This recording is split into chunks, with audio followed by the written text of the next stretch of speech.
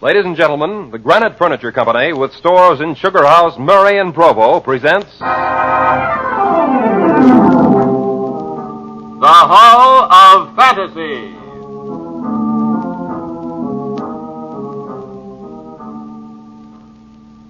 Welcome to the Hall of Fantasy. Welcome to the series of radio dramas dedicated to the supernatural, the unusual, and the unknown. Come with me, my friends.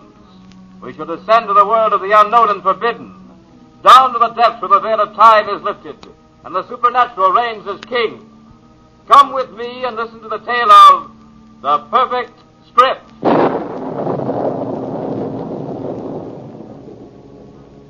The Granite Furniture Company brings you the Hall of Fantasy. Listen now to original tales of the imagination and some of the classics of the supernatural as we take you down the corridors of the Hall of Fantasy to the mysterious realms of the unknown. These are stories of eerie and fantastic thrills brought to you by your friends at the Granite Furniture Stores. And now for tonight's story, an original radio drama by Bob Olson entitled The Perfect Script. It's inspiration, gentlemen. With a proper inspiration, anyone can write a perfect script. In this case, the inspiration is horror.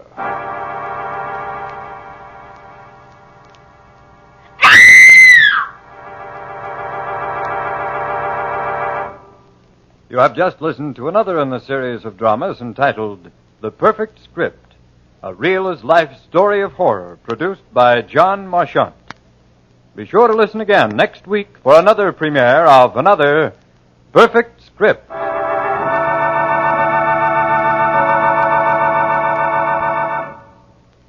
Well, that wraps up another perfect script. Yeah, a little too perfect if you ask me. Every time I work one of these shows, I want a police escort to see me home. There's a Mr. Schenk to see you. Shall I send him in? Schenk? Oh, the new writer. Yes, send him in, please. Schenk, I'm glad to see you. I'm glad you made it. Have a seat. Thank you, Mr. Marchant. Did you decide to accept my terms? Well, your shows are famous. Sounds like I'm starting at the top. You are. You realize, of course, that this is a one-time shot. Yeah, so I understand. No one ever writes two perfect scripts, but why? Once you've written one, you'll know the answer to that. It's a queer setup, but it's too good a chance to miss. When do I start? Immediately. I'll drive you out there myself. Out where? In the coast, a few miles to my beach house. You will find it perfect for writing your type of script. Sounds okay to me. Fine. I'll order the car. Mr. Maine, call the garage and tell them to have my car ready in 5 minutes. I'll be up at my beach house. I'm taking the new writer. Just call the garage. I won't be back today. Now, shall we go? Sooner the better.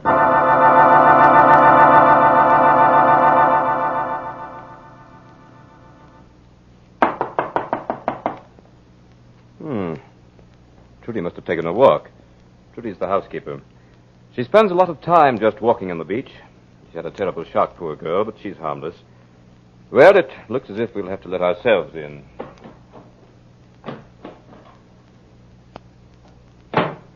Trudy?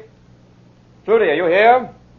Here I am, Mr. Marchant. I knocked. Where were you? I was asleep. Well, no matter. This is Mr. Schenk. He'll be with us for a little while. I thought you were taking one of your walks at first. Tonight? She's looking for her husband, Pete. He was a pilot and crashed in the sea close to here. Trudy thinks he'll show up. Oh, he will. Don't you think he will, Mr. Schenk? Well, That's enough, Trudy. Show Mr. Schenk to his room. Same room the others had. Of course. Now hurry. Mr. Schenk probably wants to clean up a bit. He's going to start writing, so take some cold milk and sandwiches to him. Or would you rather have coffee? Oh, milk would be fine. Show him where to find the writing materials, too. He has a big night ahead of him.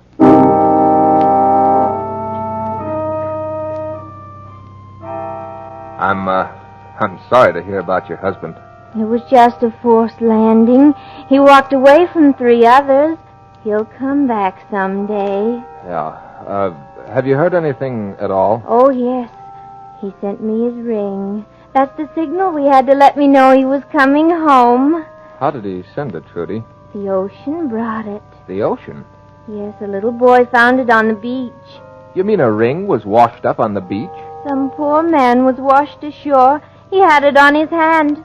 Probably a friend of Jack's. Many flyers were killed during the war, you know. Yeah, I know. So, this flyer was washed ashore. Didn't they identify him? No, he was in the sea too long. Well, did you see the body? They wouldn't let me. They said it was too horrible. I can well imagine.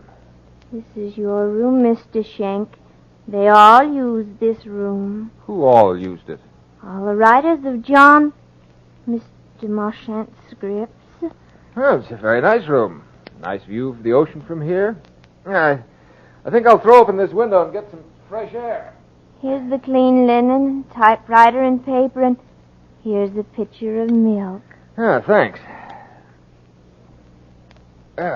Yep, this is sure a fine place to do a bit of writing. Mr. Schenk, Yeah, Trudy? I'm sorry you came here. Really? Well, I'm sorry if you don't like me, Trudy. I do like you. That's why I'm sorry you came.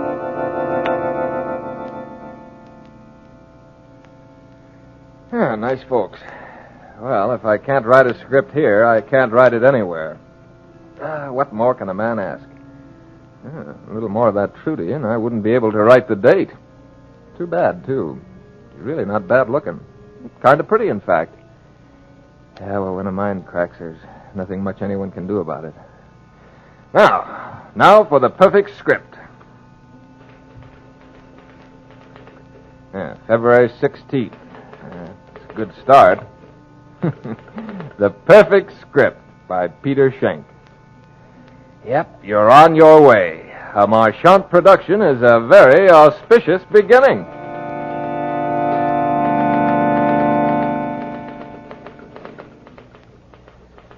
The first inkling I had of any plot was when the deluded housekeeper told me that she wished I hadn't come. What has happened to the writers of the other perfect scripts, I wonder? If I had any sense, I'd scram out of here. Jack! That's Trudy. She's running down the beach, looking for her dead husband. I think I'll just follow her and see what happens.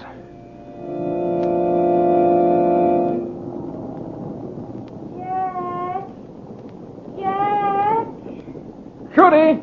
Jack! No, Trudy, it isn't Jack. It isn't Jack. Sorry, Trudy. But he will come someday, won't he? Yeah, he will. Yeah, let's sit down a bit. This running in the sand is very tiring. Jack isn't dead, is he? Certainly not in your thoughts, Trudy. Well, you watch the sea a lot, don't you? I must watch the sea. I wouldn't want to miss him. Yeah, I know. I spend a lot of time watching the sea myself. Mighty indifferent, the sea. Well, Trudy, shall we start back? Jack won't come tonight. Maybe tomorrow night. Yeah, maybe the sea will give in to you tomorrow. Do you think so? Do you think he'll come back tomorrow? Tell me he'll come back tomorrow. Johnny said he'd never come back. Johnny lied, didn't he? Johnny? Who's Johnny? He's... Oh, here you are. Are you ready to get started on that script? Oh, Sean, where did you come from? I say, shall we get started on that script? Yeah, as a matter of fact, I've already started. Hey, what was that? What was what? I saw the shadow of a man diving behind that sand dune. George. Trudy, be quiet. Trudy always imagines she sees things at night. I think you're having the same trouble, Schenk. That was just the moon shifting a new shadow across the sand. There's nobody around here closer than 5 miles. No, it was a man. It was a shadow, Schenk, nothing but a shadow. Yeah, okay. Shadow. Mr. Marchand, I don't think Trudy was very happy to see me come out here. Why do you say that? Well, she told me she wished I hadn't come. What'd she mean by that? Mean? How do I know what she meant? Trudy's always afraid someone's going to take her away from here before she finds her husband. Pay no attention to it. There's George again. Oh, you hurt me. I think we'd better get back to that script, Schenk. Are you ready? You know, on second thought, Mr. Marchand, maybe I can't cut it. Maybe I better try some other show at first till I get good enough for the perfect script show. Nonsense. You'll never be any more ready than you are right now. Yeah, I know, but... The script, Mr. Schenk, will be perfect. And you will write it.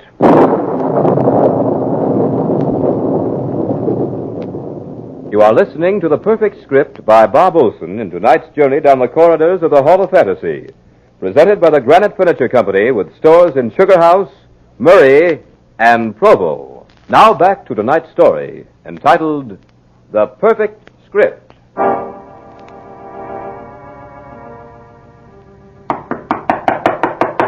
Come in. Now, for that script. Yeah, better get started, huh? I thought you told me you'd already started it. Well, not perfect enough. I tore it up. You shouldn't have done that. I wanted to see it. Maybe I could have offered you some suggestions. No, it wasn't any good. Just a false start. I see. By the way, I noticed you were taking in the view from your window. Yeah, I was fascinated by the way the moonlight topped those whitecaps. Very pretty. I should think you'd have gotten enough of watching the ocean in 29 months. Just a habit, Mr. Marchand, just a habit. Tell me, what else did you see? See? Nothing. You lie. I do. Never mind. It's of no consequence now. Let's get busy with that script. Before we do, Mr. Marchand, I have a question to ask you. Well, what is it? Whatever happened to your other writers? Why do you ask that? Well, frankly, I've been thinking of my future. Very practical, Shank. And what did happen to them? I found a place for them. A place? What sort of a place? A very satisfactory place, Mr. Shank. And you intend to find such a place for me? Indeed I do. Fear not, my young friend. You shall have just such a place.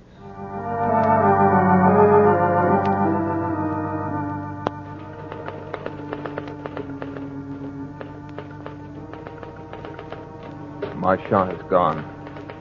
Cards are on the table. Yeah, he's even bolted the doors. For some strange reason, I can't budge the windows or even smash the panes. I know he plans to kill me. To produce such a horror in this room that he'll have the actual passionate record of a terrified and dying man. Yeah, but just how he intends to bring it about, I don't quite know. I've just poured myself a glass of cold milk. Yeah, but this I do know. This script is written by Peter Schenck, a very mediocre writer, but one with enough talent to find an enthusiastic audience in the Los Angeles Police Department.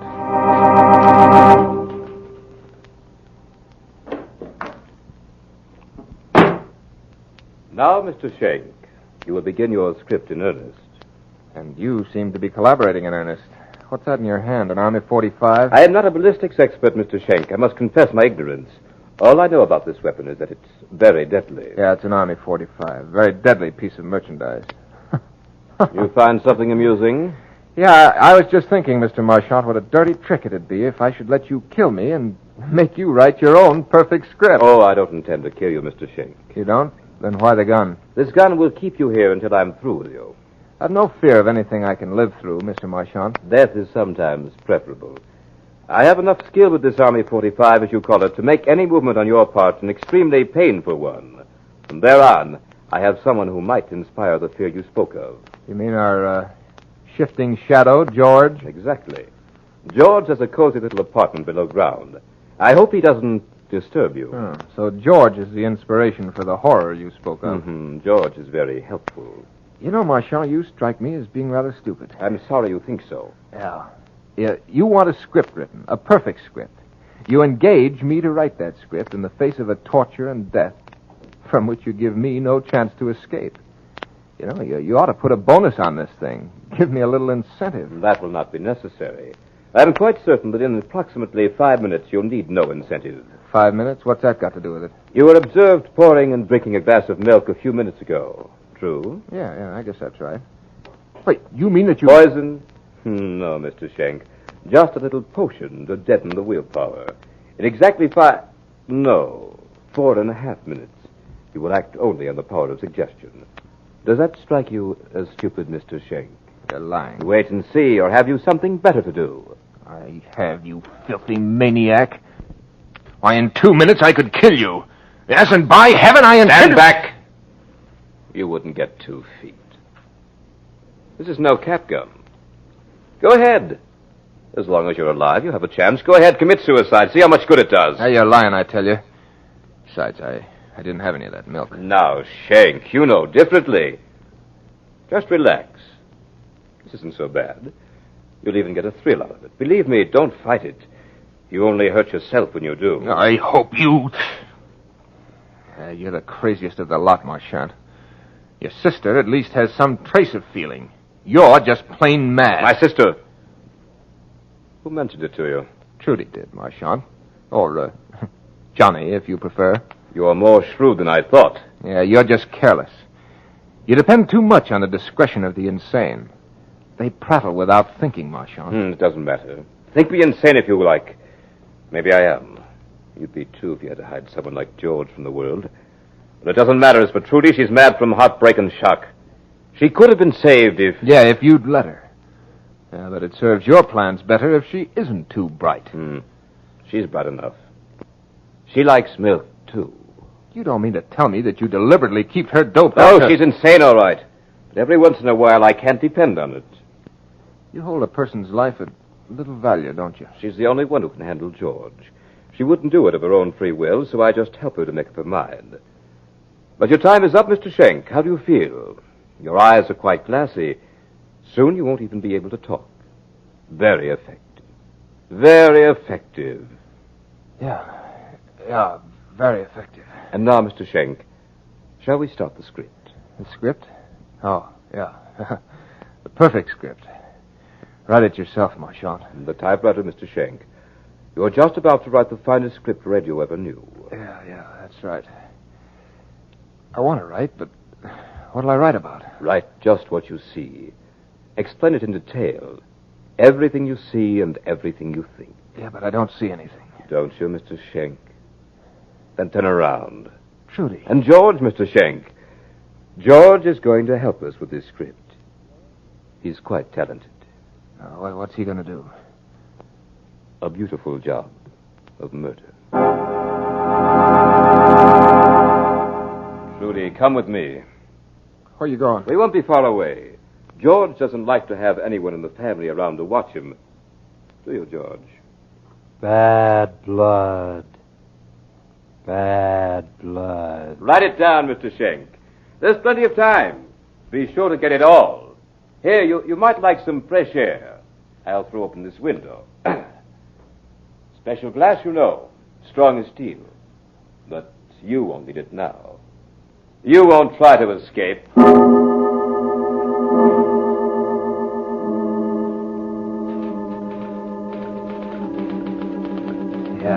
Yeah, I'm in the room with this monster. Marchant did open the window. Easy escape, yet I can't move. I can't leave this chair. I can't even cry out. Write it down. Write it all down. How my brain works like a trip hammer and my body does the bidding of a madman. It can't be happening. This is like a dream where you want to run and your legs won't move. George is just staring at me and muttering about bad blood. Yeah, he's staring with those wild eyes as if he were waiting for a signal. Now he sees it.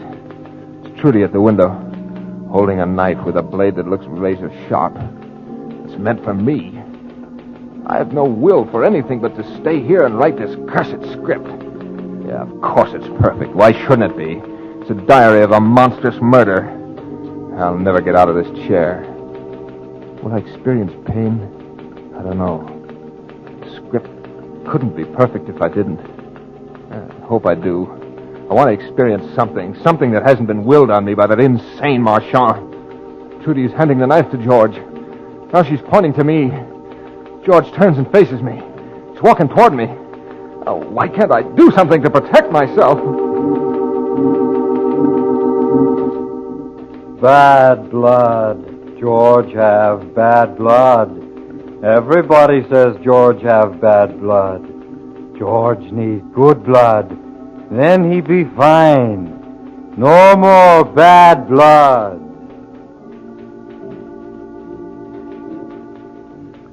Trudy's climbing in the window. There are tears in her eyes. She's watching George. Trudy feels just as I do. Her mind's working, but can't do anything about it. I don't know what it is that Marchant's given us, but it's really hypnotic. George get good blood now. George need good blood. George need lots of good blood. Then he all right. Then George like everybody else and walk in the sunshine and swim in the ocean just like everybody. And people say to George, "Hello, George. How are you today?" And George say, "My blood very good today." George get good blood now. Trudy's standing there. She's trying to say something to George. Tears are streaming down her cheeks. Trudy doesn't want me to die. I gave her false hope. She'd find her husband. And now Trudy knows that if I die, that hope dies too. Oh, if Trudy only had the will to... what irony. The only person in this room with any power over his body is George. And he has no mind with which to control it. There's Marchant at the window. He looks horrified. Something going wrong with his plan? Trudy! Trudy, get out of there! You know what George is when any of us watch him. Get out of there before it's too late! George heard Marchant. He's turning around. He sees Trudy watching him. He sees the tears. His face lights up with anger. He grabs Trudy by the wrist, slashes at her with a knife. Oh, please, please give me the strength to move. Give me the power to get out of this chair. Marchant's standing there. No, he's leaping through the window. I think he's going to try to fight with George. He's rushing at the monster. George brushes him off. As he does, the sharp blade of the knife opens a deep wound in the side of Marchant's neck. Ow! Judy's lying on the floor. She doesn't stir. Marchant falls and lays quite still. A pool of blood forms quickly from the gushing wound. Sight of the blood excites George. He kneels over Marchant. He... Oh, no, I can't write it. It's too horrible. I've never seen a more grotesque sight in my life. I'm going to be sick. Now George is getting up. He's actually smiling. He sees Trudy on the floor, and he stoops to pick her up in his powerful arms, strokes her hair, just as he did on the beach. His hands leave rich red stains on her face and hair. Now he's setting Trudy down tenderly. He turns towards me. Now George got good blood. George got Johnny blood. Johnny blood, good blood. Now George like everybody else. George blood very good today. I tried to say something, but didn't have the power. Perhaps that's what saved my life this time. George had forgotten about me in his exhilaration over getting Marchant's good blood. Yeah, Trudy's dead. No doubt about that. The knife had slashed her from just above the ear to the corner of her mouth. Trudy's dead. And I can't help but think that now she'd find Jack at last. C isn't so indifferent after all. Oh, this night is interminable. The script soon will be finished. But Marchant will never produce it. Yeah, I had written it well. Couldn't help myself. Had to do it. Be Marchant's final triumph. The worst of all is the quiet description of this room after George had gone, telling about the two bodies. They're going cold. My great fear is that George will come back before this potion wears off. I sat staring at the window, now letting in a chill breeze. Just about convinced myself that George wouldn't be back when... There he was! The thing I feared was happening. George did remember at last that Trudy had told him to kill me, and I am still powerless to help myself. This was the story that Marchant had designed for the script. Now he's about to get it. Get it too late to bring him any more of his precious fame. George do bad thing. George forget, Trudy. George forget. George do bad thing. Once more I tried to move but couldn't. All I can do is write. I'd at least leave a record of this thing, so that all the world would know what a half hour of a perfect script had cost the lives of so many people. George is standing over me now. He's raising his arm. The knife blade catches a glint of light, and my eyes are blinded momentarily by the brilliance. George shifts his weight a little to plunge the knife. He pauses and... You know, suddenly, for no reason at all, I think of a road. A road that I walked along in Arizona just a week ago. Free, happy, glad to be alive. And then...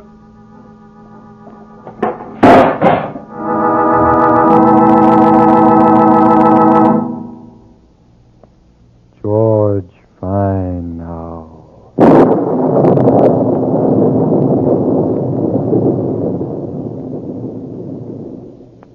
So runs the tale of The Perfect Script. But remember to join us next week at the same time for another journey down the corridors of the Hall of Fantasy to hear the tale of The Cask of Amontillado.